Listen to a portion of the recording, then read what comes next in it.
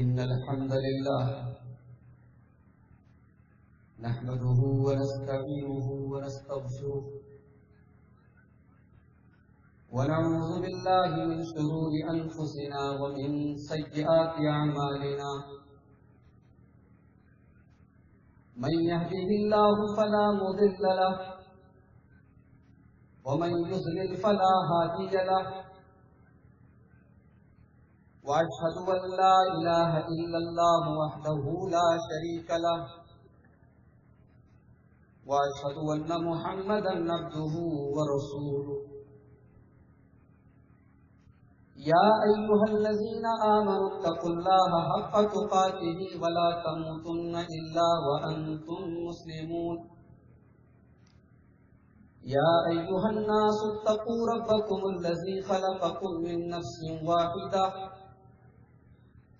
وخلق منها زوجها وبث منهما رجالا كثيرا ونساء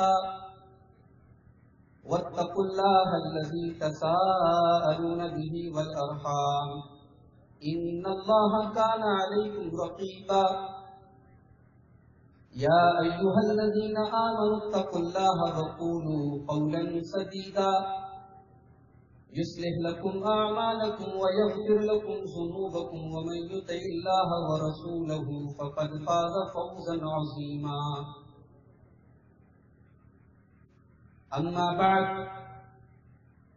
فإن خير الحديث كتاب الله وخير الهدي هدي محمد صلى الله عليه وسلم وشر الأمور محدثاتها وكل محدثة بدعة وكل بدعة ضلالة وكل ضلالة في النار. أعوذ بالله من الشيطان الرجيم. بسم الله الرحمن الرحيم. إن المسلمين والمسلمات والمؤمنين والمؤمنات والقانتين والقانتات والصادقين والصادقات والصابرين والصابرات والخاشعين والخاشعات والمتصدقين والمتصدقات والصائمين والصائمات والحافظين فروجهم والحافظات والذاكرين الله كثيرا والذاكرات أعد الله لهم مغفرة وأجرا عظيما. اس اجلاس کے صدر محترم، دیکھو بھائی یہ مائک جو ہے رکوع میں جا رہا ہے، اس کو تھوڑا سا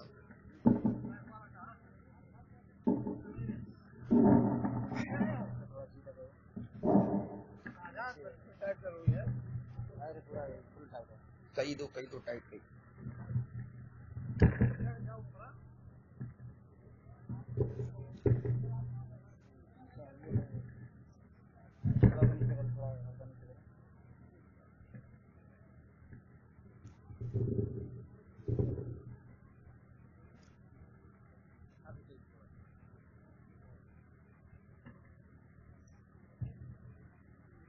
اس اجلاس کے انتہائی محترم صدر، ہماری جماعت کے بزرگ عالم استاد الاساتذہ مولانا محمد ابراہیم صاحب رحمانی حفظہ اللہ، ناظرین اجلاس مولانا عبدالعزیز شاہین نذیری حفظہ اللہ، اسٹیج پر موجود اور اس جلسے میں موجود دیگر محترم موقر علماء کرام، محترم بزرگوں، نوجوان ساتھیوں، پردہ نشین محترم،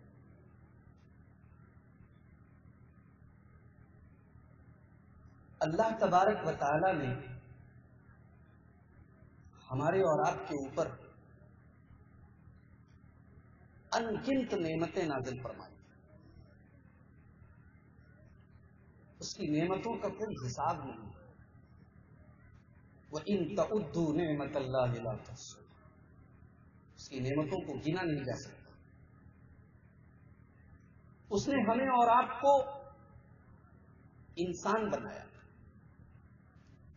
جانور بنا دیتا تو کیا فرق پڑتا؟ ہم کچھ کر سکتے؟ انسان بنایا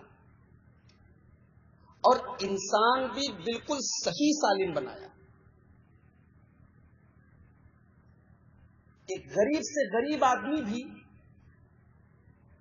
اگر اللہ تبارک و تعالیٰ نے اس کے جسم کو کسی عیب سے پاک رکھا ہے تو اسے اپنی قسمت پر ناز کرنا چاہیے. ایک غریب آدمی بھی لاکھوں کی دولت لے کر اپنی ایک آنکھ کسی کو دینا نہیں چاہیے, اپنا ایک ہاتھ کسی کو دینا پسند نہیں کرے گا, اپنا ایک پیر کسی کو دینا پسند نہیں کرے گا. اللہ تبارک و تعالیٰ نے ہمیں صحیح سالم بنایا. اس کے بعد مسلمان بنایا. اپنی سب سے بڑی نعمت ہدایت ہمیں اور آپ کو عطا فرمائی. وہ نعمت جس کا سوال ہم 5 ٹائم کی نماز میں کم سے کم 17 بار اپنے پروردگار سے کرتے ہیں. اہدنا الصراط المستقیم, اے اللہ تو ہمیں سیدھے راستے کی ہدایت عطا فرما, تو ہمیں صراط مستقیم پر چلنے کی توفیق عطا فرما. سب سے بڑی نعمت اللہ تبارک و تعالیٰ نے ہدایت ہمیں اور آپ کو. شادی ہو گئی, بیوی بچے, سکون کی زندگی, یہ سب اللہ نے ہمیں دیا. بدلے میں اللہ تبارک و تعالیٰ ہم سے کیا چاہتا ہے؟ اللہ نے ہمیں اتنا سب کچھ دیا, چاہتا کیا ہے؟ فرمایا وما خلقت الجن والانس الا لیعبدون. میرے بندو, ہم نے تمہیں اس کائنات میں پیدا کیا ہے, تمہیں تخلیق کیا ہے, تمہیں جنم دنیا میں تم نے جنم لیا ہے, تمہیں ہم نے اس لیے پیدا کیا ہے تاکہ تم ہماری عبادت کرو. عبادت کرو. عبادت کس کو کہتے ہیں؟ عبادت کا مطلب ہر وہ کام جس سے اللہ تبارک و تعالیٰ راضی ہے. عبادت کا مطلب صرف روزہ نماز زکات نہیں ہے. عبادت کا مطلب ہر وہ کام جس سے اللہ تبارک و تعالیٰ راضی ہے. اگر ہم اللہ تبارک و تعالیٰ کی مرضی کے مطابق کاروبار کریں تو ہمارا کاروبار بھی عبادت ہے. اگر ہم اللہ تبارک و تعالیٰ کی مرضی کے مطابق لین دین کریں, رہن سہن کریں, پڑوسیوں کے ساتھ, دوستوں کے ساتھ, رشتے داروں کے ساتھ سلوک کریں تو یہ بھی اللہ تبارک و تعالیٰ کی شریعت میں عبادت ہے. اور یہ سب تو چھوڑو,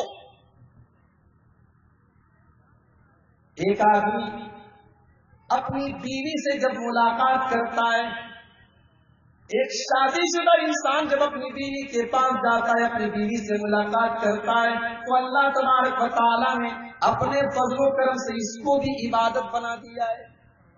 اٹھائیے آپ مسلم شریف کی حدیث. نبی اکرم صلی اللہ علیہ وسلم کے پاس جو صحابہ کرام آتے ہیں, غریب صحابہ ہیں, بہت زیادہ دولت والے, بہت زیادہ پیسے والے نہیں ہیں, غریب لوگ ہیں. وہ آتے ہیں اللہ کے پیارے نبی کے پاس ایک شکایت لے کر, کہتے ہیں یا رسول اللہ ذهب اہل الدثور بالأجور. اے اللہ کے نبی, امیر لوگ, پیسے والے, مالدار لوگ تو ثواب کے معاملے میں ہم سے آگے نکل گئے. امیر لوگوں کو ہم سے زیادہ ثواب مل رہا ہے. نبی اکرم نے پوچھا یہ بات تم کیسے کہہ سکتے ہو اے میرے صحابہ؟ کہا اے اللہ کے نبی, یصلون کما نصلی ویصومون کما نصوم. اے اللہ کے رسول, نماز ہم بھی پڑھتے ہیں, نماز امیر لوگ بھی پڑھتے ہیں, روزہ ہم بھی رکھتے ہیں, روزہ امیر لوگ بھی رکھتے ہیں, وَيَتَصَدَّقُونَ بِفُضُولِ أَمْوَالِهِمْ. لیکن اے اللہ کے نبی, امیر لوگوں کو اللہ تعالیٰ نے دولت سے نوازا ہے, ان کے پاس مال ہے, ان کے پاس پیسہ ہے, وہ ڈھیر سارا صدقہ اور خیرات کرتے ہیں, وہ غریبوں کی مدد کرتے ہیں, وہ اللہ کی راہ میں خیرات کرتے ہیں. اے اللہ کے نبی, یہ ثواب تو صرف ان کو ملتا ہے, ہم غریب بیچارے کسی طریقے سے اپنی دال روٹی کا انتظام کرتے ہیں, ہم کہاں سے صدقہ اور خیرات کریں گے؟ اے اللہ کے نبی, امیر لوگ تو ثواب کے معاملے میں ہم سے آگے نکل گئے. اللہ اکبر. कुर्बान जाओ उस रसूल की अजमत पर, जो अमीरों का नबी नहीं था, जो सबका नबी था, जो गरीबों के लिए भी मसीहा बनकर आया। अभी 1 मई को पूरी दुनिया में मजदूर दिवस मनाया गया, जानते हैं, लेबर डे, मजदूर का दिन है आज। लाख मजदूरों का दिन मनाया जा रहा है, लेकिन मजदूरों का खून आज भी चूसा जा रहा है। मजदूरों के ऊपर जरूरत से ज्यादा बोझ डाला जा रहा है, और मजदूरों के काम करने के बाद उनकी मजदूरी देने में टाल मटोल की जा रही है। कुर्बान जाओ जनाब मोहम्मद रसूलुल्लाह सल्लल्लाहु अलैहि वसल्लम के ऊपर। आपने 1400 साल पहले मजदूरों का हक बयान किया। आपने फरमाया आकुल अजीर अजरहू क़ब्ल अन यजिफ़ अरक़ुहू, मजदूर का पसीना खुश्क होने के पहले, मजदूर का पसीना सूखने के पहले उसकी मजदूरी दे दो।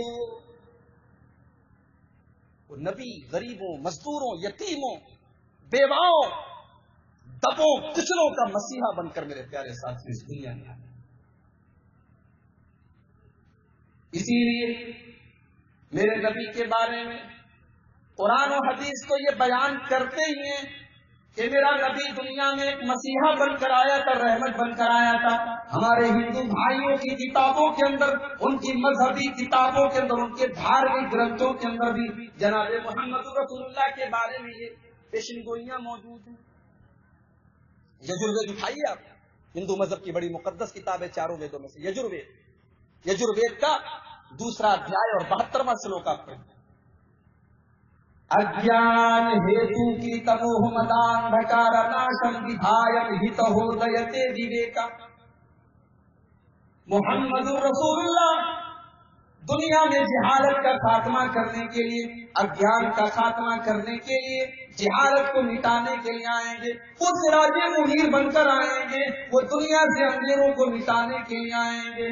विधायम हितहो, वो दुनिया को ऐसा तरीका अता फरमाएंगे, वो दुनिया को ऐसी शरीयत अता फरमाएंगे जो शरीयत सबका भला करेगी। वो मजदूर का भी हक अदा करेगी, वो गरीबों को उनका हक दिलाएगी, वो बेवाओं को उनका हक दिलाएगी, वो यतीमों को उनका हक दिलाएगी। विधायम हितहो दयते, वो दुनिया को ऐसी विधि देंगे, ऐसा तरीका देंगे, ऐसी शरीयत देंगे जो सबका भला करेगी। आज हमारी गवर्नमेंट कहती है 3 तलाक, शरीयत में जो 3 तलाक की बात कही गई है ये औरतों के ऊपर जुल्म है। ठीक है, शरीयत में 3 तलाक देने का हुक्म नहीं, ये तो हमारी आवाम की गलती है। लेकिन जो 3 तलाक पर पाबंदी लगाने की बात कर रहे हैं और जो औरतों के बहुत हमदर्द और गमखार बनते हैं, हम भी तो उनसे एक सवाल कर सकते हैं। अगर 3 तलाक देकर, एक औरत को 3 तलाक देकर अगर उसके घर से निकालना उसके ऊपर जुल्म और अत्याचार है, तो माओ के पेट से नेज़ों के जरिए उनका पेट चीर कर उनके पेट से बच्चा निकालना, ये कौन सा औरतों के साथ इंसान है? औरतों के साथ रेप करके उनके पेट से बच्चे निकाल के नेज़ों पर घुमाना, ये कौन सी इंसानियत है? ये कौन सा औरतों के साथ उसने सुलूक? औरतों के शौहरों को मारकर उनको बेवा करना, उनके बच्चों को यतीम करना, ये कौन सी इंसानियत है? ये कौन सी मानवता है? जो लोग आज औरतों के बहुत बड़े हमदर्द बन रहे हैं, जो माइकों पे चिल्ला रहे हैं, जो इस्लाम को बदनाम करने की कोशिश कर रहे हैं, वो पहले इसका हिसाब दें कि अब तक उनकी इतिहास में, उन्होंने तारीख में औरतों के साथ जो जुल्म किए, जो अत्याचार किए, उनका हिसाब कौन देगा? आओ मोहम्मद रसूलुल्लाह की शरीयत को पढ़ो तो पहले। हम कहते हैं कि 3 तलाक देने का जो तरीका हमारे समाज में रहा है वो सीधे से गलत है, वो इस्लाम के खिलाफ है, वो शरीयत के खिलाफ है। लेकिन हम आपको इस बात की इजाजत नहीं देंगे कि आप हमारी शरीयत पर पाबंदी, हमारी शरीयत के किसी मामले में आप टांग अड़ाएं। ये मुसलमानों का इंटरनल मामला है, मुसलमान हल करेंगे। आज हम आपको एक उंगली पकड़ाएंगे, कल आप हमारे 5 उंगली पकड़ लेंगे। आप कहेंगे चलिए जनाब अब आपकी शरीयत में हम ये चीज खत्म करेंगे, ये चीज, हम इसकी परमिशन आपको नहीं। विधायक ही तो होता है मोहम्मद रसूलुल्लाह सारी दुनिया को ऐसी विधि देंगे, ऐसा तरीका देंगे, ऐसी शरीयत देंगे جو سب کا ہت کرے گی، سب کا بھلا کرے گی، وہ کسی کے ساتھ بھید بھاؤ نہیں کریں گے۔ تسمنترے مرے آچاریہ سمنگتا مہامدیتی کھیاتا، وہ دنیا کو سمانتا کا پیغام دیں گے، مساوات کا پیغام دیں گے۔ ان کی نظر میں گورا کالے سے بہتر نہیں ہوگا، کالا گورے سے بہتر نہیں ہوگا، امیر غریب سے بہتر نہیں ہوگا، غریب امیر سے بہتر نہیں ہوگا۔ وہ ساری دنیا کو سمانتا کا میسج دیں گے۔ میرے پیارے ہندو بھائیوں، یہ آواز آپ تک پہنچ رہی ہے۔ آج بھی بھارت کی سرزمین پر بہت سارے مندر ایسے جہاں نچلی جاتی کا ہندو اس مندر میں پرویش نہیں کر سکتا۔ بہت سارے مندر ایسے جہاں دلت سماج کا کوئی آدمی مندر میں داخل نہیں ہو سکتا، مندر میں داخل ہونا اس کے لیے منع ہے۔ اب آؤ ذرا اسلام کی شیتل چھایا میں آ کر دیکھو، آؤ ذرا محمد الرسول اللہ کی شریعت کا کمال کو دیکھو۔ آپ نے کیسی سمانتا کا پیغام دیا ہے، آپ نے کیسی مساوات کا پیغام دیا ہے۔ ذرا آؤ اسلام کا کعبہ، اسلام کا قبلہ خانے کعبہ دیکھو۔ خانے کعبہ میں صفائی ہو رہی ہے، جھاڑو دینے والا جھاڑو دے رہا ہے، پانی وائٹ کرنے والا پانی کھینچنے والا پانی سے وائٹ کر رہا ہے، جھاڑو دینے والا جھاڑو دے رہا ہے۔ اچانک ظہر کی اذان ہونے لگتی ہے، حی علی الصلاۃ، اذان ہونے لگتی ہے۔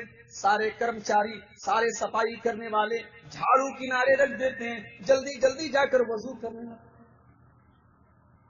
وضو ہو گیا، سنتیں پڑھ لی، اب اقامت کی آواز آ رہی ہے، مؤذن اقامت پکار رہا ہے، جماعت کھڑی ہو چکی ہے۔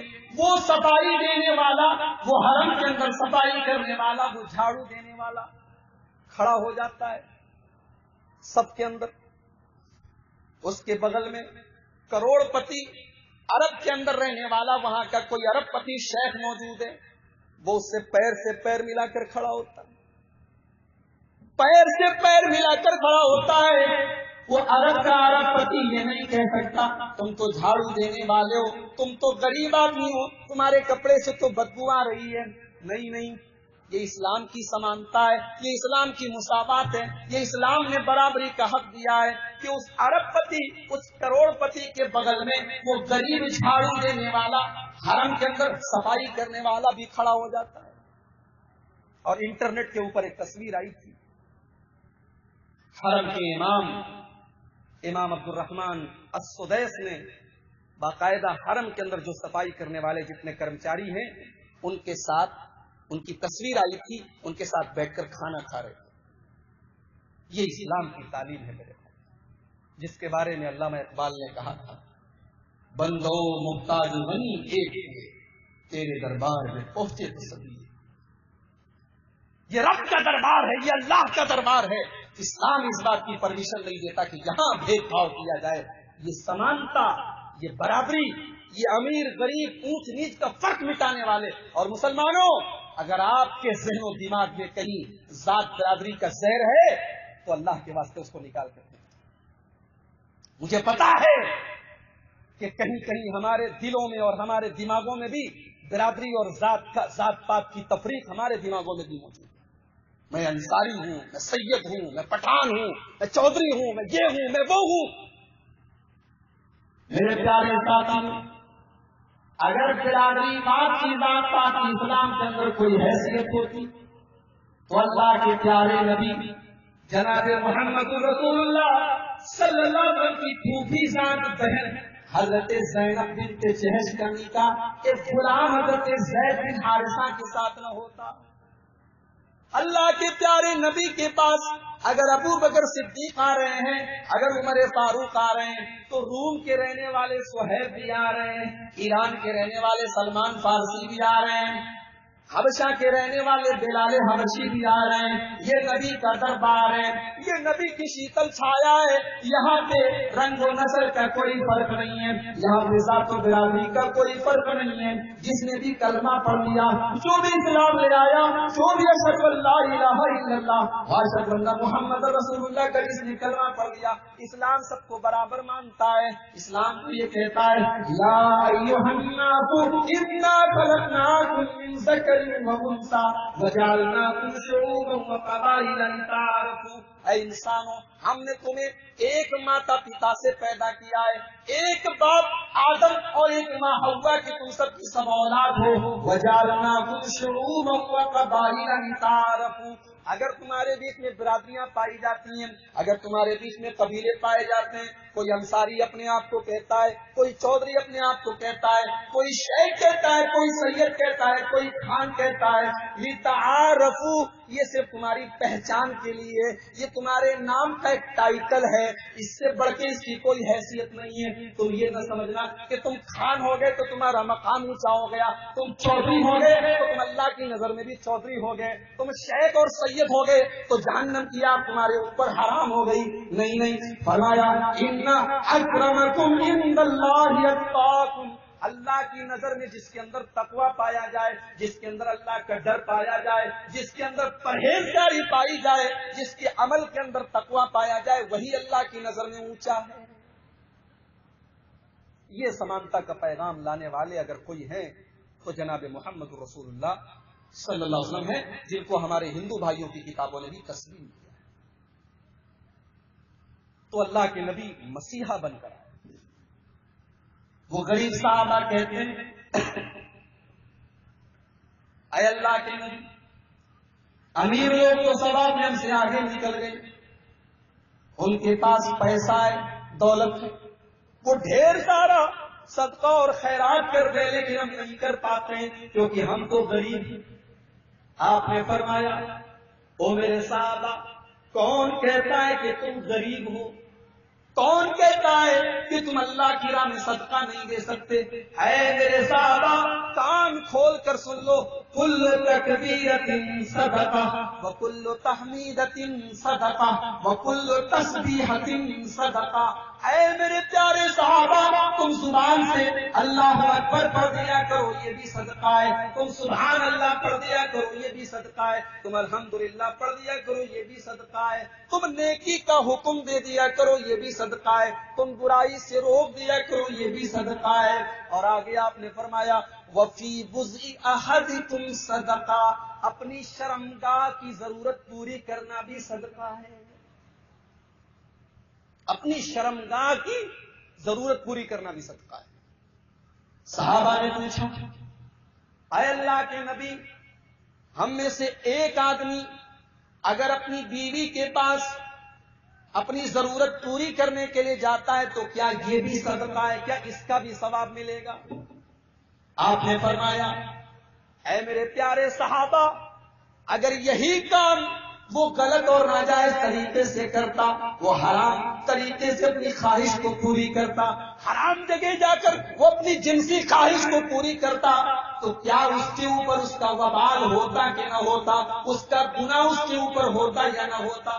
صحابہ نے کہا اے اللہ کے نبی, اگر حرام طریقے سے کرتا تو گناہ تو ہوتا.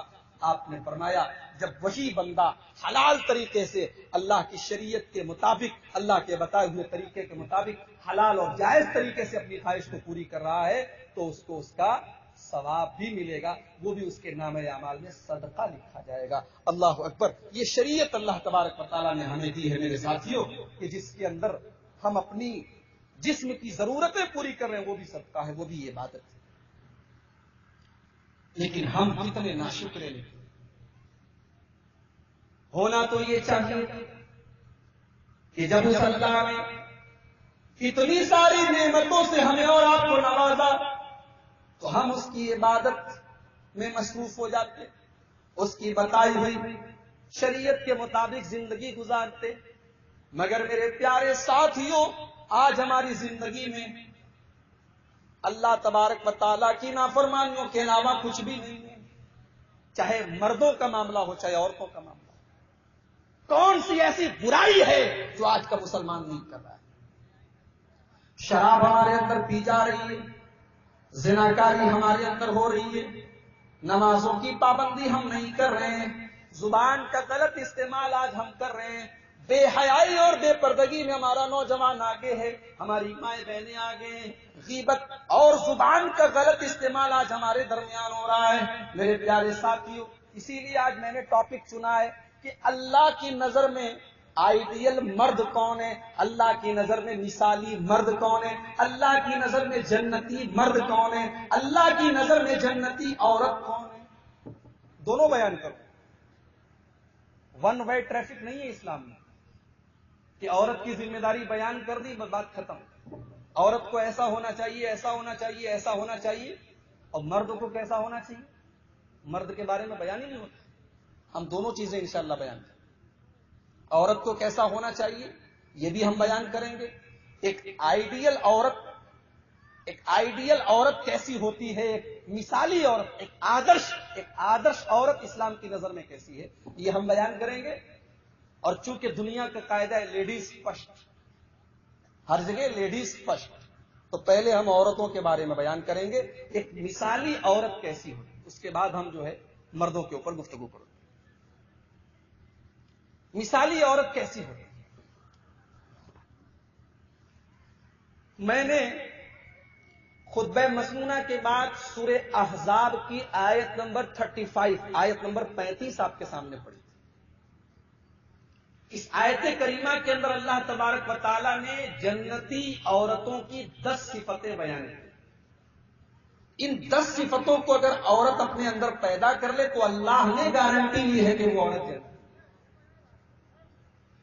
ان المسلمین والمسلمات والمومنین والمومنات، پہلی پہچان جنتی عورتوں کی، پہلی پہچان جو اللہ تبارک و تعالیٰ بیان کر رہا ہے، ان المسلمین والمسلمات، مسلمان مرد اور مسلمان عورتیں۔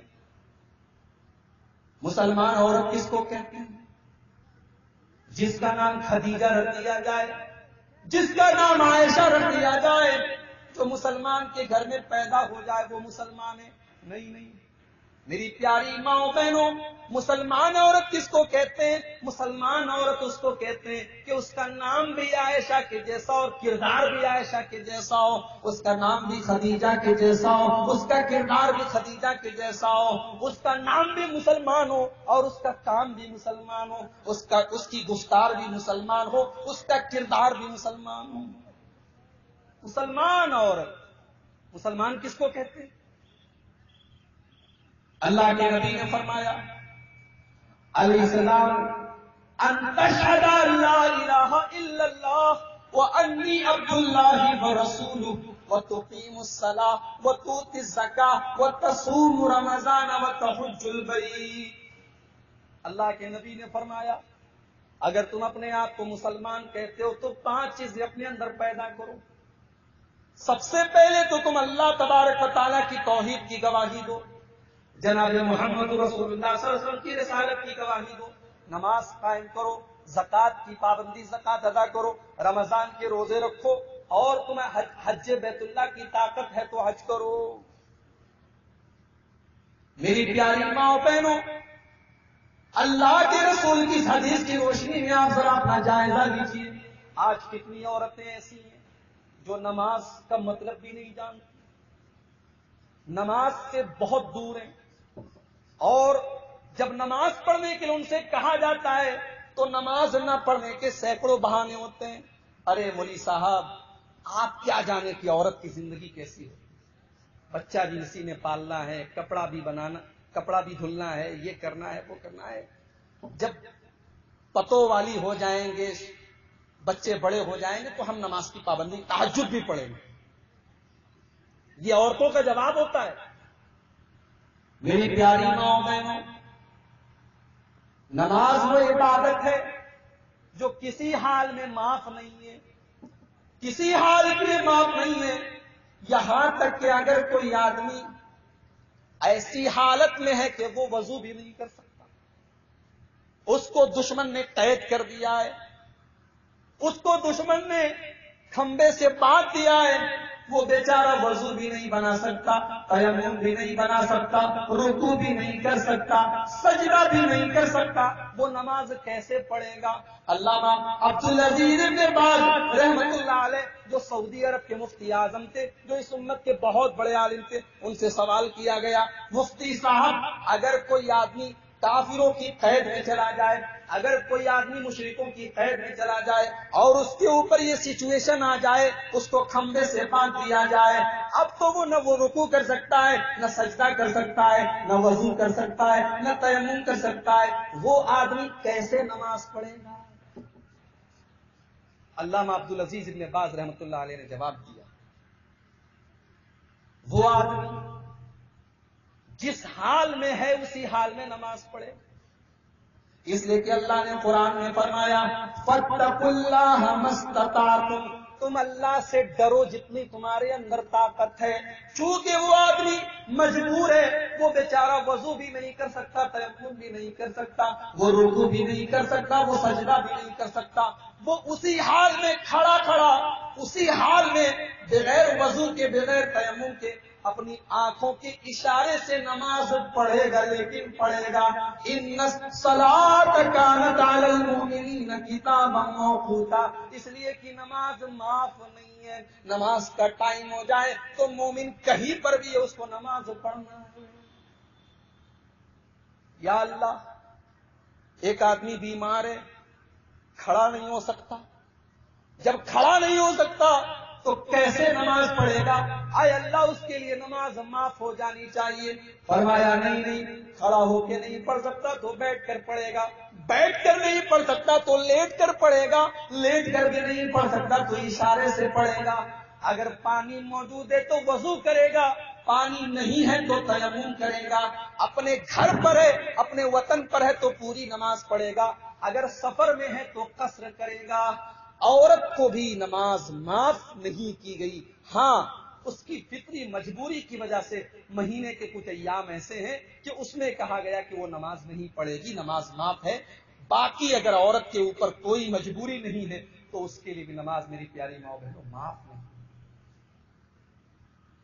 پہلی صفت، مسلمان عورت، جنت میں کون عورت جائے گی؟ مسلمان عورت جائے گی، جو اسلام کا مطلب سمجھتی ہو، جو اسلام پر چلتی ہو، جو اسلام کے 5 ستونوں پر، 5 ارکانوں پر عمل کرتی ہو۔ اور آگے بڑھی، والمومنین والمومنات، اور جنتی عورت کی دوسری نشانی وہ ایمان والی ہو۔ ایمان کس کو بولتے ہیں؟ نبی اکرم صلی اللہ علیہ وسلم سے سوال کیا گیا، ایمان کس کو کہتے ہیں؟ آپ نے فرمایا ان تؤمن باللہ وملائکتہ وکتبہ ورسلہ والیوم الآخر والقدر خیرہ وشرہ۔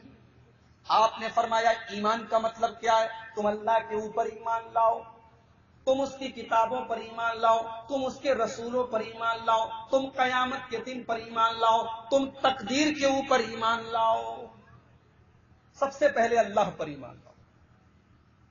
کتنی عورتیں آپ کو مل جائیں، شادی ہو گئی، بچہ نہیں ہو رہا ہے، خاندان کی عورتیں تانا دے رہی ہیں یہ تو باج ہے، یہ کہاں سے منحوس عورت ہمارے گھر میں آ گئی۔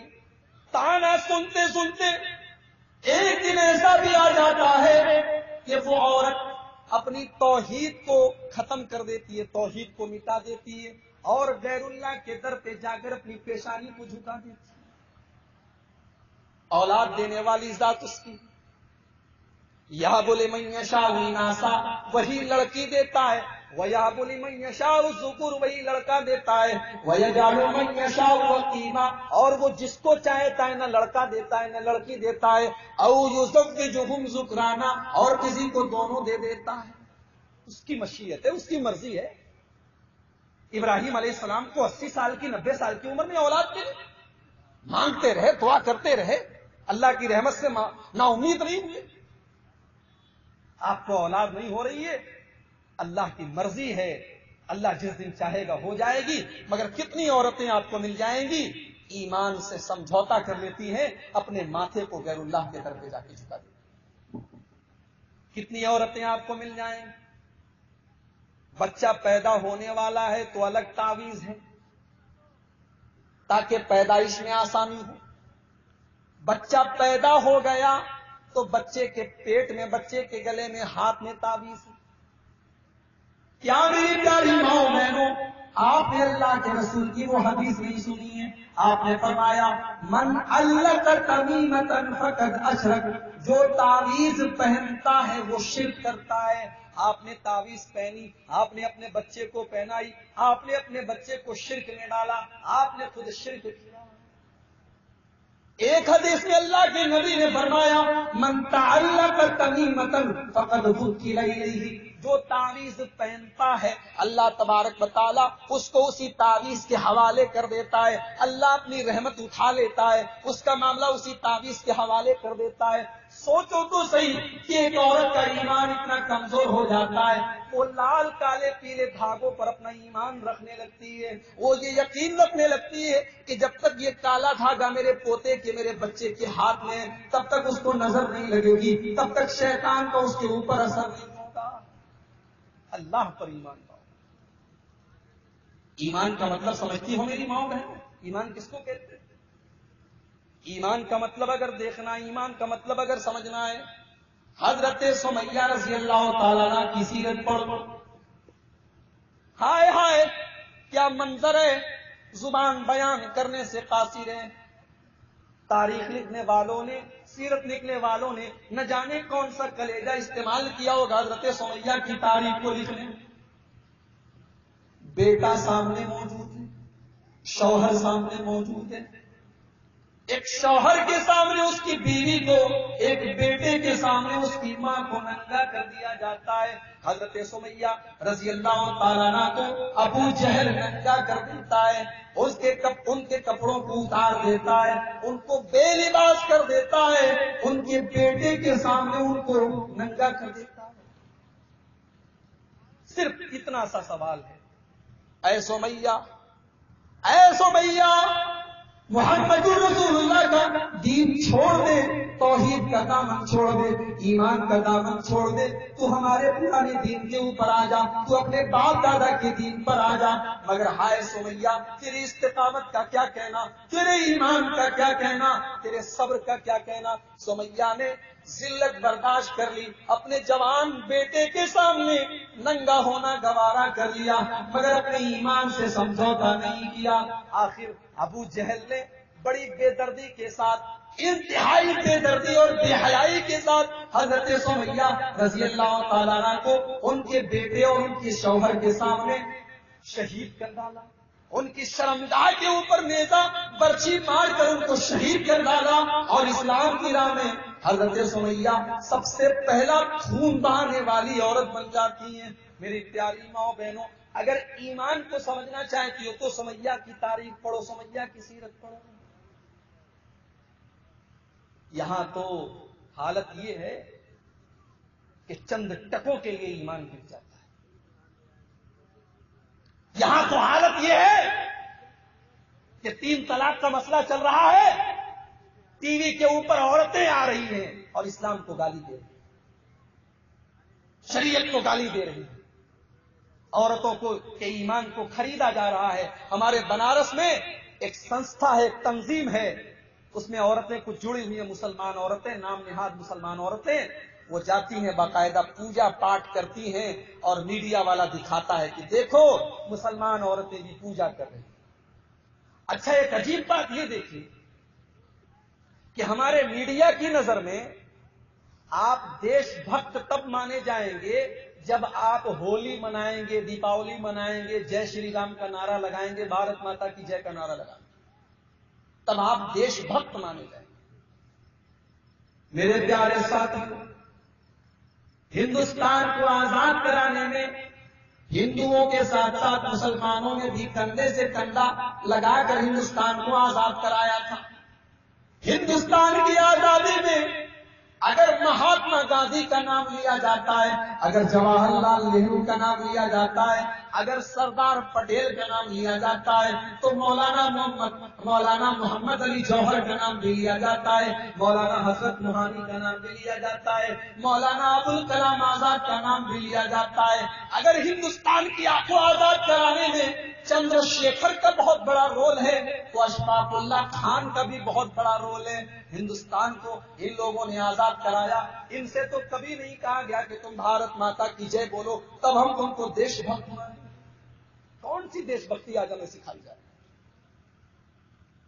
اور ایک بات یاد رکھیے، بہت سارے لوگ بولتے ہیں ہندو مذہب بھی صحیح، اسلام بھی صحیح، عیسائی بھی سب صحیح ہیں، سب سچائی کا راستہ بتاتے ہیں، کسی کو بھی مان لو سب صحیح ہے۔ سب صحیح نہیں ہے، یہ تو اسلام بھی کہتا ہے کہ سب صحیح نہیں ہے، اور ہندو مذہب بھی کہتا ہے کہ سب صحیح نہیں۔ اسلام کہتا ہے ان الدین عند اللہ الاسلام، اللہ تبارک و تعالیٰ کی بارگاہ میں اگر کوئی دین قبول کیا جائے گا تو اسلام قبول کیا جائے گا، اسلام کے علاوہ کوئی دوسرا دین نہیں قبول کیا جائے گا۔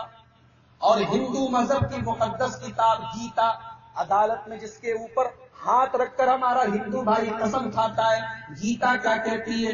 گیتا کے اندر شری کرشن کیا کہتے ہیں؟ سرو دھرمان پریتیج්య مامیکم شرණم گرجہ اہم توام سرو پاپیبھیہ موکشیاسمی مام شوچہ۔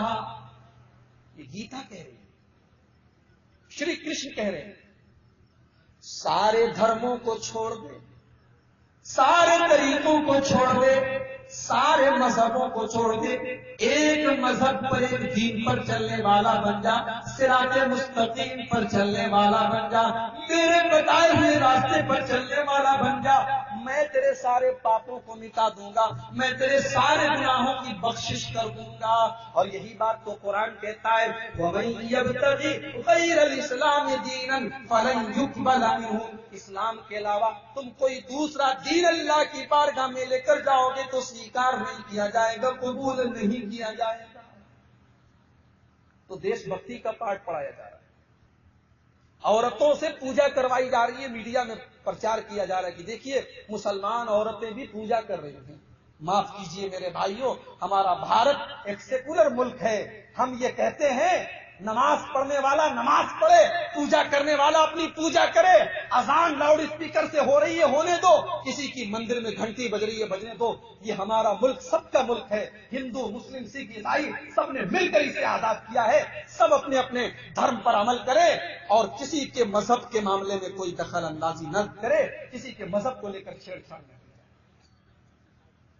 لیکن ایمان خریدا جا رہا ہے، مسلمان عورتوں کو چند پیسے دے کر ان کو ٹی وی پہ لا کے ان کے منہ سے اسلام کو گالی دلوائی جا رہی ہے، اسلام کو برا بلا کہا جا رہا ہے۔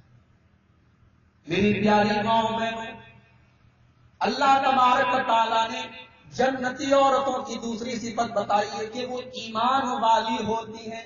ایمان والی عورت کس کو کہتے ہیں؟ آؤ میں ایک ایسی عورت کا آپ کو ذکر کر کے بتاتا ہوں کہ جو محل میں رہتی تھی، محل میں رہتی تھی، دولت کی کوئی کمی اس کے پاس نہیں، پیسے کی کوئی کمی اس کے پاس نہیں، نوکر چاکر سب لگے ہوئے ہیں، عیش و آرام کی زندگی وہ گزار رہی ہے۔ وہ فرعون کی بیوی ہے، اس کا نام آسیہ ہے۔ آسیہ فرعون کی بیوی جو محل میں رہتی ہے، عیش و آرام سے رہتی ہے، لیکن جب ایمان لے آتی ہے، اللہ کی توحید کا کلمہ پڑھ لیتی ہے، جب وہ حضرت موسیٰ علیہ السلام کے اوپر ایمان لے آتی ہے تو فرعون اس کے اوپر کتنا ظلم و ستم کرتا ہے، وہ پرواہ نہیں کرتی، وہ اپنے محل کے عیش و آرام کی فکر نہیں کرتی، وہ یہ نہیں سوچتی کہ ایمان لانے کے بعد میرے اوپر کیا گزرے گی۔ اس نے ایمان قبول کیا اور اسی راستے میں اس نے جان دے دی۔ اس عورت کی قربانی کا ذکر اللہ تعالیٰ نے قرآن میں کر دیا، اور قرآن میں اللہ تعالیٰ نے اس عورت کو قیامت تک کے لیے ایمان والوں کے لیے مثال بنا دیا۔ فرمایا وَضَرَبَ اللَّهُ مَثَلًا لِّلَّذِينَ آمَنُوا امْرَأَتَ فِرْعَوْنَ، اللہ تبارک و تعالیٰ نے ایمان والوں کے لیے فرعون کی بیوی کو مثال بنا دیا ہے۔ فرعون کی بیوی تمہارے لیے ایک مثال ہے، جب فرعون کی بیوی اللہ سے دعا کرتی ہے، اے اللہ رب ابن لی عندک بیتا فی الجنہ، اے اللہ تو جنت میں میرے لیے ایک محل بنا دے، اے اللہ میں تیرے اوپر ایمان لے آئی، میں نے دنیا میں محل کی پرواہ نہیں کی، میں نے دنیا کے محل کو چھوڑ دیا، دنیا کے عیش و آرام کو چھوڑ دیا، اے اللہ تو اپنے پاس جنت میں مجھے ایک محل عطا فرما، وَنَجِّنِي مِن فِرْعَوْنَ وَعَمَلِهِ، اے اللہ تو مجھے فرعون سے نجات دے دے، تو مجھے فرعون کے عمل سے نجات دے دے، تو مجھے ظالم لوگوں سے نجات دے دے۔ ایمان والی عورت، جنتی عورت کی دوسری صفت ہے کہ وہ ایمان والی۔ تیسری صفت کیا بیان کی اللہ نے؟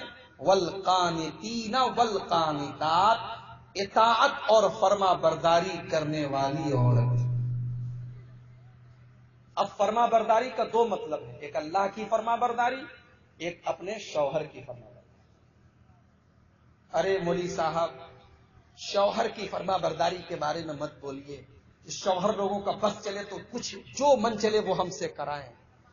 جی ہاں، شوہر کا حق اتنا بڑا ہے، اتنا بڑا ہے کہ اللہ کے پیارے نبی فرماتے ہیں، ترمذی کی روایت ہے کہ اگر کسی انسان کو کسی انسان کے لیے سجدہ کرنے کی اجازت ہوتی تو میں شوہر بیوی کو حکم دیتا کہ وہ شوہر کے آگے سجدہ کرے، یہ شوہر کا حق ہے۔ لیکن اللہ کے علاوہ کسی اور کے لیے سجدہ کرنا جائز نہیں ہے، اس لیے اللہ کے نبی نے یہ مثال دے کر یہ سمجھانے کی کوشش کی ہے کہ اے عورت تو اپنے شوہر کے مقام کو سمجھ اور تو اس کی فرما برداری کر۔ شوہر کی فرما برداری کرنے والی عورت جنتی ہے اور نہ کرنے والی جہنمی۔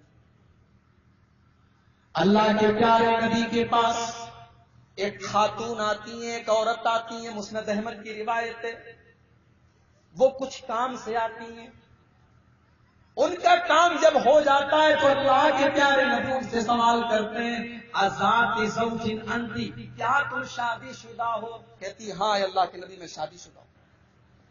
آپ نے فرمایا تم اپنے شوہر کی خدمت کرتی ہو کہ نہیں کرتی ہو؟ کہا اللہ کے نبی لا آلوہ الا خیرا، میں اپنے شوہر کی خدمت میں کوئی کمی نہیں کرتی ہوں، میں اپنے شوہر کو خوش رکھنے کی پوری کوشش کرتی ہوں، میں اس کی خدمت کرتی ہوں، اس کی اطاعت کرتی ہوں، میں اپنی طرف سے کوئی کسر نہیں چھوڑتی ہوں۔ اللہ کے نبی نے فرمایا فانظری این انت منہ فانما هو جنتک ونارک، اے خاتون تو اپنے شوہر کی خدمت اور اطاعت کرتی رہنا، اس لیے کہ وہی تیری جنت ہے اور وہی تیری جہنم ہے۔ تو اطاعت کرے گی، تو خدمت کرے گی، تو خوش رکھے گی تو تو جنت میں جائے گی، تو اس کو ناراض کر کے جنت میں نہیں جا سکتی۔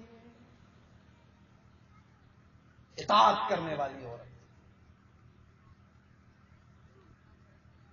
والصادقین والصادقات، اور جنتی عورتوں کی چوتھی صفت سچ بولنے والی مرد اور سچ بولنے والی عورتیں۔ سچ بولنے والی عورتیں آج کہاں ملتی ہیں میری پیاری ماؤں بہنوں؟ آج تو ایسی عورتیں ملتی ہیں جن کی زبان پر جھوٹ ہی جھوٹ ہوتا ہے، جن کی زبان پر غیبت ہی غیبت ہوتی ہے، جن کی زبان پر ان کے عزت و آبرو ہوتی ہے، وہ ایک دوسرے کی چغلی کیا کرتی ہیں، جہاں چار عورتیں بیٹھ جاتی ہیں ان کا شکوہ شکایت لے کر بیٹھ جاتی ہیں۔ اللہ کے نبی نے کیا فرمایا؟ من یضمن لی ما بین لحیہ وما بین رجلیہ اضمن لہ الجنہ، اپنے دونوں جبڑوں کے بیچ میں، اپنے دونوں جبڑوں کے بیچ میں جو چیز ہے یعنی زبان، اپنی زبان کی تم گارنٹی لے لو، اور اپنے دونوں پیروں کے بیچ میں یعنی اپنی شرمگاہ کی گارنٹی لے لو، اپنی زبان کی تم گارنٹی لے لو اور اپنی شرمگاہ کی گارنٹی لے لو۔ اللہ کے نبی فرماتے ہیں اضمن لہ الجنہ، میں جنت کی گارنٹی لیتا ہوں۔ شوہر دبئی میں کام کرتا ہے، عورت گھر میں اکیلی ہے، جوان ہے، خواہشات ہیں، جوانی ہے، دل اور دماغ غلط راستے کی طرف جا سکتا ہے، لیکن اپنے دماغ کو کنٹرول کرنا، اپنے آپ کو کنٹرول کرنا اور اپنی شرمگاہ کو اور اپنی عزت و آبرو کو بچا کر رکھنا، یہ بھی جنتی عورت کی پہچان ہے میری ماں بہنوں۔ اگر کوئی عورت اپنے جذبات میں بہک گئی اور اپنی جوانی کو اس نے برباد کر دیا، اپنے شوہر کے حق کو اس نے کسی اور کو دے دیا، اللہ کے رسول کی یہ حدیث بتا رہی ہے کہ ایسی عورت جنتی نہیں ہے، ایسی عورت جہنمی ہے۔ آپ نے فرمایا جو اپنی زبان کی حفاظت کرے اور اپنی شرمگاہ کی حفاظت کرے، ایسی عورت جنتی۔ زبان کی حفاظت بہت بڑا مسئلہ ہے میرے، صرف عورتوں کی بات نہیں ہے، مردوں سے بھی میں کہتا ہوں۔ اور گاؤں دیہات کا تو بڑا برا مسئلہ ہے، چونکہ شہروں میں تو بہرحال آدمی بزی رہتا ہے، کام میں رہتا ہے۔ میں نے گاؤں دیہات میں دیکھا ہے کہ بیٹھک بازی زیادہ ہوتی ہے، ہوٹلوں میں، چائے کی دکانوں پہ، پان کی دکانوں پہ لوگ بیٹھے ہیں اور فالتو میں جو ہے باتیں ہو رہی ہیں، دنیا بھر کی فالتو باتیں۔ نہیں میرے بھائیوں، یہ ایک مومن کی شان ہے۔ اللہ کے نبی نے کیا فرمایا؟ من کان یؤمن باللہ والیوم الآخر فلیکن خیرا او لیصمت۔ اگر تم اللہ کے اوپر ایمان رکھتے ہو، قیامت کے دن کے اوپر ایمان رکھتے ہو، تو بولو تو اچھی بات بولو ورنہ چپ ہو، خاموش ہو، زبان کو کنٹرول دو۔ بخاری شریف کی حدیث میں اللہ کے نبی فرماتے ہیں علیکم بالصدق فإن الصدق یہدی الی الجنہ۔ اے میری امت کے لوگوں، تم سچائی کا دامن تھامے رہنا، تم ہمیشہ سچ بولتے رہنا، اس لیے کہ سچائی جنت کا راستہ ہے۔ جو سچ بولے گا وہ جنت میں جائے گا۔ وَإِيَّاكُمْ وَالْكَذِبَ، اور جھوٹ سے اپنے آپ کو بچاتے رہنا۔ فَإِنَّ الْكَذِبَ يَهْدِي إِلَى النَّارِ، اس لیے کہ جھوٹ بولنے والا جہنم کی طرف جا رہا ہے۔ کبھی کبھی ایسا ہوتا ہے کہ ایک جھوٹ کو بچانے کے لیے آدمی کو 100 جھوٹ بولنا پڑتا ہے۔ ہماری مائیں بہنیں ایکسپرٹ ہوتی ہے، جہاں ایک جھوٹ اپنے شوہر سے چھپانا ہوا تو 100 جھوٹ بولنے لگے۔ ایک واقعہ آپ کو سناؤں جھوٹ کے اوپر۔ یہ واقعہ جو ہے ایک لطیفہ ہے، اس کی دلیل اور حوالہ مجھ سے مت پوچھیے گا، ایک لطیفے کے طور پر اس واقعے کو سن لیجیے۔ ایک عورت اپنے شوہر کے اوپر بہت شک کرتی تھی، آئے دن اپنے شوہر کا موبائل چیک کرے، کس کا فون آیا ہے، کس کا میسج آیا ہے، کس کا واٹس ایپ آیا ہے۔ اور آج کل حالات بھی ایسے ہیں ماشاءاللہ کہ عورت اگر شک کر رہی ہے تو کوئی بہت غلط کام تھوڑی کر رہی ہے۔ آج کل تو ابھی میں جلسے میں آ رہا تھا تو راستے میں نے دیکھا کہ 2-3 لڑکے مجھے ملے، موبائل سے باتیں کر رہے، کوئی ادھر پڑا ہوا ہے، کوئی ادھر پڑا ہوا ہے۔ رات کے 12 بج رہے ہیں، 11:30 بج رہے ہیں، جناب آپ کس سے بات کر رہے ہیں؟ یہ اپنی جوانی کی راتوں کو کہاں برباد کر رہے ہو؟ تو غیر محرم لڑکیوں سے بات کرنے والوں، تم جس لڑکی سے بات کر رہے ہو، ٹائم پاس کر رہے ہو، یاد رکھو تمہارے گھر میں تمہاری بہن بھی رہتی ہے، تمہاری بیٹی بھی رہتی ہے، تمہاری ماں بھی رہتی ہے، تمہاری بیوی بھی رہتی ہے۔ تمہاری ماں کو، تمہاری بہن کو، تمہاری بیٹی کو اگر کوئی ٹائم پاس بنائے تو تمہیں کیسا لگے گا؟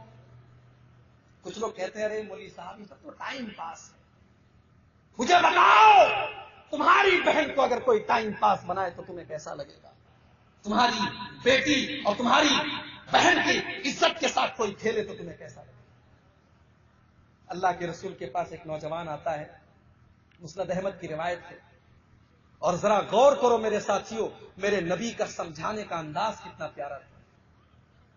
صحابہ بیٹھے ہوئے، نوجوان آتا ہے اور آ کر کہتا ہے اے اللہ کے نبی میں زنا کرنا چاہتا ہوں۔ نبی کے پاس آ کے کیا بولتا ہے؟ زنا کرنا چاہتا ہوں۔ اذن لی بالزنا، اے اللہ کے نبی مجھے زنا کرنے کی اجازت دیجیے۔ صحابہ کرام اس کو مارنے کے لیے دوڑے، اللہ کے نبی نے فرمایا رک جاؤ، اسے میرے پاس آنے دو۔ نوجوان اللہ کے نبی کے پاس آتا ہے، اللہ کے پیارے نبی اپنے پاس بٹھاتے ہیں، بڑی محبت سے، بڑے پیار سے سوال کرتے ہیں، او نوجوان تم زنا کرنے آئے ہو، تم زنا کی اجازت مانگنے آئے ہو، چلو ٹھیک ہے، لیکن پہلے میرے کچھ سوالوں کا جواب دے دو۔ یہ بتاؤ اتحبہ لأمی کا، تمہارے گھر میں تمہاری ماں بھی رہتی ہے، تمہاری ماں کے ساتھ اگر کوئی ریپ کرے، تمہاری ماں کے ساتھ اگر کوئی بلاత్కాر کرے، تمہاری ماں کے ساتھ اگر کوئی زنا کرے تو تم بتاؤ تمہیں کیسا لگے گا؟ کہا اے اللہ کے نبی میرے ماں باپ آپ کے اوپر قربان ہو جائیں، اے اللہ کے نبی میں کبھی بھی یہ پسند نہیں کروں گا کہ میری ماں کے ساتھ زنا کیا جائے۔ آپ نے فرمایا اچھا چلو تمہاری بہن کے ساتھ اگر کوئی یہی کام کرے تو تمہیں کیسا لگے گا؟ تمہاری خالہ کے ساتھ، تمہاری پھوپھی کے ساتھ، تمہاری بیٹی کے ساتھ اگر کوئی یہ کام کرے تو کیسا لگے گا؟ اللہ کے رسول کے ہر سوال کے جواب میں اس نوجوان نے یہی کہا کہ اے اللہ کے نبی، اپنی خالہ کے لیے، اپنی پھوپھی کے لیے، اپنی بہن کے لیے، اپنی بیٹی کے لیے میں کبھی بھی یہ کام پسند نہیں کروں گا۔ آپ نے فرمایا، آپ نے کچھ نہیں کہا، اس نوجوان کے منہ سے آپ نے یہ نکلوا دیا کہ میں اپنی خالہ کے لیے، اپنی ماں کے لیے، اپنی بیٹی کے لیے کبھی پسند نہیں کروں گا۔ اللہ کے نبی نے میسج دے دیا کہ جب تم کسی کی بہن کے لیے، کسی کی بیٹی کے لیے، کسی کی بیوی کے لیے پسند نہیں کرتے تو تم جس کے ساتھ زنا کرو گے وہ بھی تو کسی کی بہن ہوگی، وہ بھی تو کسی کی بیٹی ہوگی، وہ بھی تو کسی کی خالہ ہوگی۔ اللہ کے رسول نے صحابی کے سینے پر ہاتھ رکھا، سینے پر ہاتھ رکھا اور دعا کی، اللہم اغفر ذنبہ وطہر قلبہ وحسن فرجہ۔ اے اللہ اس کے گناہوں کو معاف کر دے، اے اللہ اس کے دل کو صاف کر دے، اے اللہ اس کی شرمگاہ کی حفاظت فرما۔ حدیث کے الفاظ ہیں، وہ نوجوان وہاں سے اٹھ کے چلا گیا اور اس دن کے بعد اس نوجوان نے کبھی کوئی غلط کام مت کیا۔ میرے ساتھیوں، موبائل بہت اچھی چیز ہے۔ اس موبائل کی بدولت ہمارے مولانا ابراہیم صاحب بیٹھے ہیں، ہمارے علماء جب حدیث تلاش کرتے تھے کتنی موٹی موٹی اور کتنی لمبی لمبی حدیث کی کتابیں ہیں، پنہ پلٹتے چلے جاتے ہیں، گھنٹہ ڈیڑھ گھنٹے کے بعد تب حدیث ملتی ہے، اس کا صفحہ نمبر نوٹ کر لیتے ہیں کہیں بھول نہ جائیں۔ آج الحمدللہ اس موبائل سے اتنی آسانی ہو گئی ہے، آج کوئی ایک حدیث اگر مجھے تلاش کرنا ہو، صرف بخاری میں نہیں، صرف مسلم میں نہیں، دنیا کے اندر حدیث کی جتنی کتابیں ہیں وہ حدیث کہاں کہاں ہے، 2 منٹ بھی نہیں لگے گا، حدیث کا ایک لفظ میں ڈالوں گا پوری حدیث میرے سامنے آ جائے گی۔ آج اس موبائل نے یہ کام بھی ہمارے لیے آسان کیا ہے۔ اس موبائل کے ذریعے میں بنارس میں تقریر کر رہا ہوں، میں یہاں پہ تقریر کر رہا ہوں، سعودی عرب کے لوگ تقریر میری سن رہے ہیں، دبئی کے اندر میری تقریریں سنتے ہیں لوگ واٹس ایپ کے ذریعے، جب تقریریں ان کے پاس پہنچتی ہے فون بھی کرتے ہیں لوگ، مبارکباد بھی دیتے ہیں۔ آج اس موبائل نے دعوت و تبلیغ کے معاملے میں بھی بہت بڑا رول ادا کیا ہے۔ آج اس کا صحیح استعمال بھی کر سکتے تھے آپ، لیکن استعمال کیا ہو رہا ہے؟ رات میں بیٹھ کر لڑکیوں سے باتیں ہو رہی ہیں، 11 بجے تک، 12 بجے تک باتیں ہو رہی ہیں، اور کیسی باتیں ہو رہی ہیں؟ باتیں وہ ہو رہی ہیں کہ بیان کرنے کے لیے میرے پاس الفاظ نہیں ہے۔ میرے ساتھیوں، اتنی بے حیائی ہے، اتنی بے شرمی ہے کہ آج دوسروں کی بیٹیوں اور دوسروں کی بہنوں کو اپنے جال میں پھنسانے کو بہت بڑا ہنر سمجھا جاتا ہے۔ لوگ لڑکیوں کو لے کر جاتے ہیں پارکوں کے اندر، ہوٹلوں کے اندر اور عیاشیاں کرتے ہیں۔ میرے ساتھیوں، کہ ہم اسی کے لیے اللہ تعالیٰ نے ہمیں جوانی کی نعمت دی ہے؟ نہیں میرے ساتھیوں، اس جوانی کی نعمت کی قدر کرو۔ اسلام کو تمہاری ضرورت ہے، دین کو تمہاری ضرورت ہے۔ میں عرض یہ کر رہا تھا کہ آج ہماری بہت ساری عورتیں ایسی ہیں، مائیں بہنیں ایسی ہیں کہ ان کے ساتھ یہ مسئلہ ہے کہ شوہر بیچارہ باہر ہے، اب وہ گھر پہ ہے، اکیلی ہے، بے پردگی ہو رہی ہے، جذبات دل میں مچل رہے ہیں۔ لیکن میری پیاری ماں بہنوں، ان جذبات کو کنٹرول کرنا یہ ایمان والی اور جنتی عورت کی نشانی ہے۔ اللہ نے جنتی عورت کی 5ویں نشانی کیا فرمائی؟ والخاشعین والخاشعات۔ جنتی عورت اللہ سے ڈرنے والی ہوتی ہے، اس کے دل میں اللہ کا ڈر ہوتا ہے، اس کے دل میں یہ احساس ہوتا ہے کہ مجھے اللہ کے سامنے جواب دینا ہے، میں اللہ کے سامنے کیا جواب دوں۔ میری پیاری ماں بہنوں، گھر کے اندر دیور بھی ہے، بھابھی بھی ہے، شوہر سعودی عرب میں، دبئی میں، قطر میں کام کر رہا ہے، دیور بھابھی میں ہنسی مذاق ہو رہا ہے، ہنسی مذاق بڑھتے بڑھتے دونوں کے بیچ میں قربت بڑھنے لگتی ہے، دونوں کے بیچ میں تعلقات ہونے لگتے ہیں۔ اسی لیے ہماری شریعت نے زناکاری کو بند کرنے کے لیے زناکاری کے 4 دروازوں کو بھی بند کیا۔ اسی لیے اللہ کے نبی نے دیور اور بھابھی کے بیچ میں بھی پردہ کرنے کا حکم دیا ہے۔ اللہ کے نبی نے فرمایا، مسلم شریف کی حدیث ہے، آپ نے فرمایا، او میرے صحابہ، ایاکم الدخول علی النساء، اے میرے صحابہ، تم پرائی عورتوں کے پاس، تم غیر محرم عورتوں کے پاس مت جایا کرو۔ صحابہ نے پوچھا، اے اللہ کے نبی، افرأیت الحم یا رسول اللہ، اے اللہ کے نبی، کیا کیا دیور بھی اپنی بھابھی کے پاس نہیں جا سکتا ہے؟ کیا جیجا اپنی سالی سے نہیں مل سکتا ہے؟ آپ نے فرمایا نہیں، الحمد الموت، دیور تو اپنی بھابھی کے لیے موت ہے، دیور اپنی بھابھی کے لیے موت ہے۔ کیا مطلب؟ مطلب یہ ہے کہ دیور بھابھی میں اگر بے حیائی بڑھے گی، اگر دیور بھابھی کے رشتے میں اگر کوئی گڑبڑی ہوگی تو چونکہ بھابھی شادی شدہ ہے، اگر بھابھی نے کوئی غلط قدم اٹھایا، اگر بھابھی نے کوئی غلط قدم اٹھایا تو چونکہ وہ شادی شدہ ہے، اور شادی شدہ مرد یا عورت اگر زنا کرے تو اسلام میں سزا یہ ہے کہ اس کو پتھروں سے مار مار کے ختم کر دیا جائے۔ اس لیے اللہ کے نبی فرما رہے کہ دیور تو اپنی بھابھی کے لیے موت ہے، یعنی اگر بھابھی نے دیور سے اپنے آپ کو دور نہیں رکھا، اگر اس رشتے کی مریادا کو کنٹرول میں نہیں رکھا تو بھابھی کی موت ہو سکتی ہے۔ اس رشتے کی وجہ سے بھابھی اسلامی شریعت کے حساب سے موت کی سزا کی حقدار ہو سکتی ہے۔ نہیں مولوی صاحب، ہم تو اپنی بھابھی کو ماں سمجھتے ہیں۔ سالی کہتی ہے کہ میں تو اپنے جیجا کو بڑا بھائی مانتی ہوں۔ نہیں میرے پیارے ساتھیوں، آپ کے مان لینے سے آپ کی بھابھی آپ کی ماں نہیں ہو جاتی، آپ کے مان لینے سے جیجا اپنی سالی کا بڑا بھائی نہیں بن جاتا ہے۔ ٹھیک ہے، آپ کو بھروسہ ہے، دیور کو بھروسہ ہے بھابھی کے اوپر، بھابھی کو بھروسہ ہے دیور کے اوپر، جیجا کو بھروسہ ہے سالی کے اوپر، لیکن شیطان کے اوپر تو کسی کو بھروسہ نہیں ہے۔ اور اللہ کے نبی کیا فرماتے ہیں؟ اذا خلا رجل بامرأة، جب کوئی مرد کسی عورت سے اکیلے میں ملتا ہے، جب کوئی لڑکا کسی لڑکی سے اکیلے میں ملتا ہے، الا وصالحهما الشیطان،